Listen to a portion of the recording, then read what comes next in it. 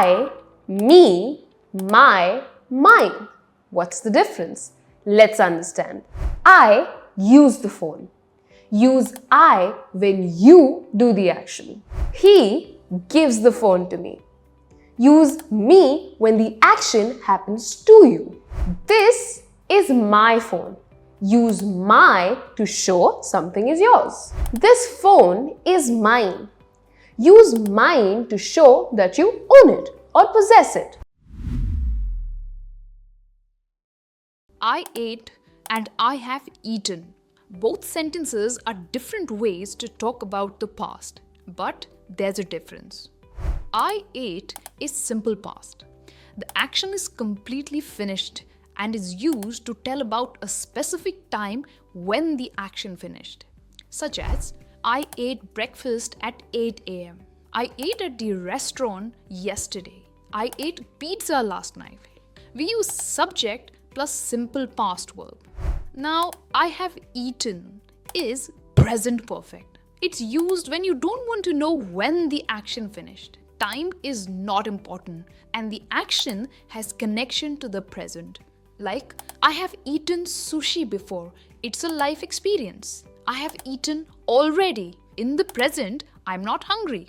Here we use subject plus have or has plus verb in the third form. Now, can you try? What will you use here? Let me know in the comments. I have finished or I had finished. What's the difference? Come on, let's find out. I have finished is present perfect tense. It's used when the action is completed recently and still has a connection to the present. Example, I have finished my work. The work is done and it's still relevant now. We use subject plus have plus the verb in the third form. Now, I had finished is past perfect tense. It's used when talking about an action that was completed before another past action. She had finished cooking when I got home.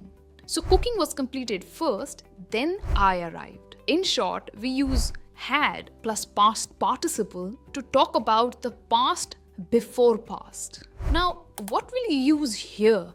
Let me know in the comments. Tell, say, speak, talk. What's the difference? Let's find out. Hey Simba, let me tell you something interesting. You use tell when you want to share some information or news. I speak about my dog all the time.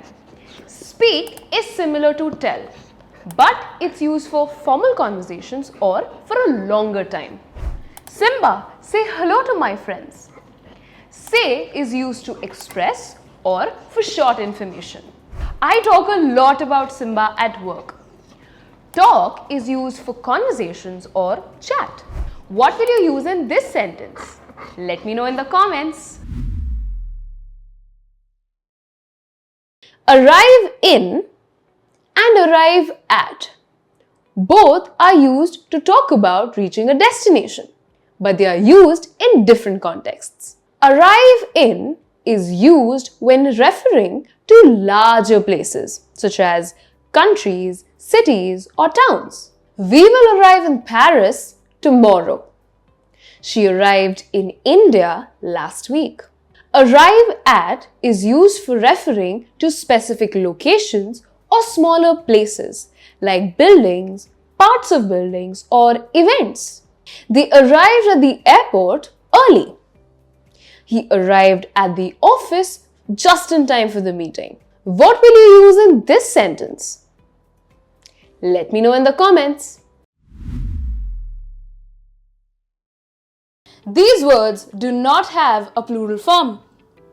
Furniture, feedback, water, advice, equipment, homework, information, jewelry.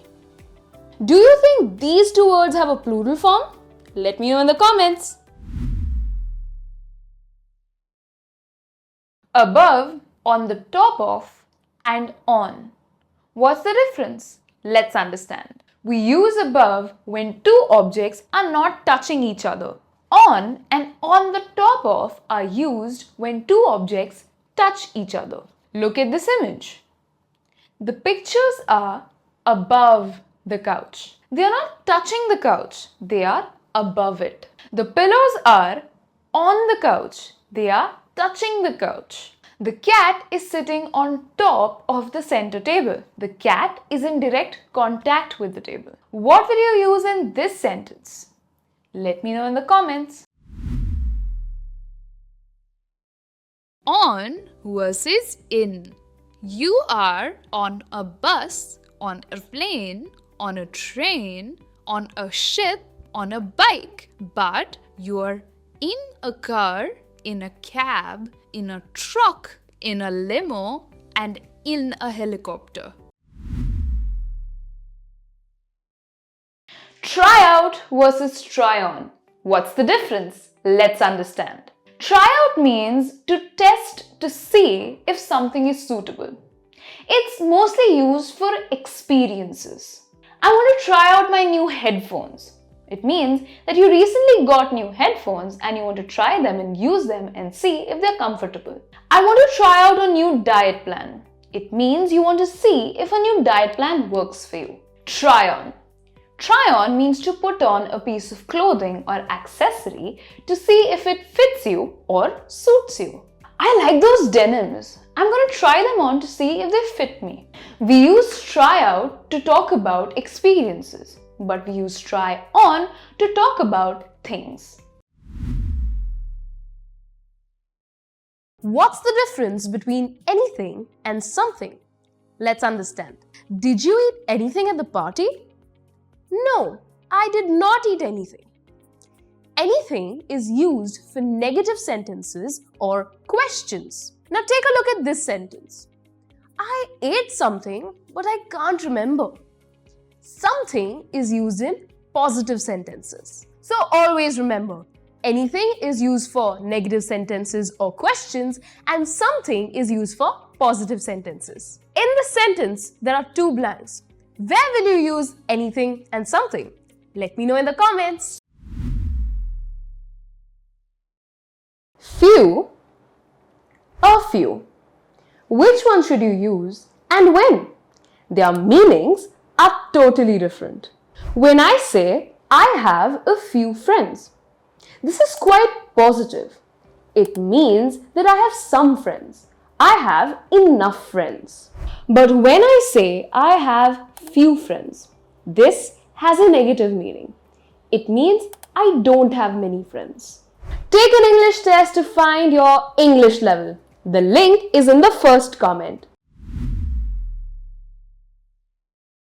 It's very hot. It's really hot. What should I say? Very or really? Confused? Let's understand. Both very and really are used to add emphasis, but their meaning and usage are slightly different. Very means a lot. It's used to add normal emphasis. It sounds more neutral and formal. It is very cold today. It means a lot of cold. It's used with adjectives and adverbs to make them stronger.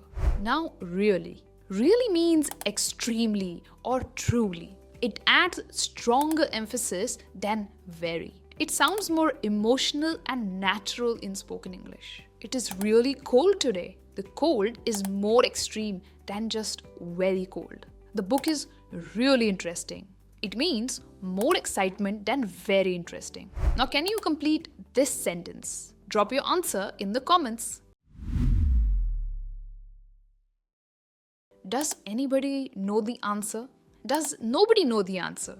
Which one's correct? Anybody and nobody may look similar, but there's a difference. Let's understand. Anybody means any person, some person, but not specific. Anybody is used for questions, negatives, and general statements. Does anybody know the answer? It's a question. I don't know anybody here. It's a negative sentence. Anybody can join the team. It's a general statement. Now, nobody means no person, not even one person. It's used for negative sentences. Nobody knows the answer. Nobody came to the party. nobody likes waking up early. These all are negative sentences. So, anybody, any person. Nobody, not a single person. Now you tell me in the comments which one is correct. Which one is correct? Most people love music or most of the people love music? Well, both are correct, but they are used differently. When we say most people, it's a general statement. Like most people love music. Here, we are talking about people in general. But when we say most of the people in the office love music, here we are referring to specific people in a group, just like the people in the office. Here are some more examples. Most people use social media. It's a general statement. Most of the people in my city use social media. Here I am talking about specific people in my city. Are you getting the difference? Now, what will you use in this sentence? Let me know in the comments. When your friend says, I don't want to go to the mall, and you also don't want to go to the mall, what do you say? Me either. Well, that's wrong. And 90% of the people make this mistake.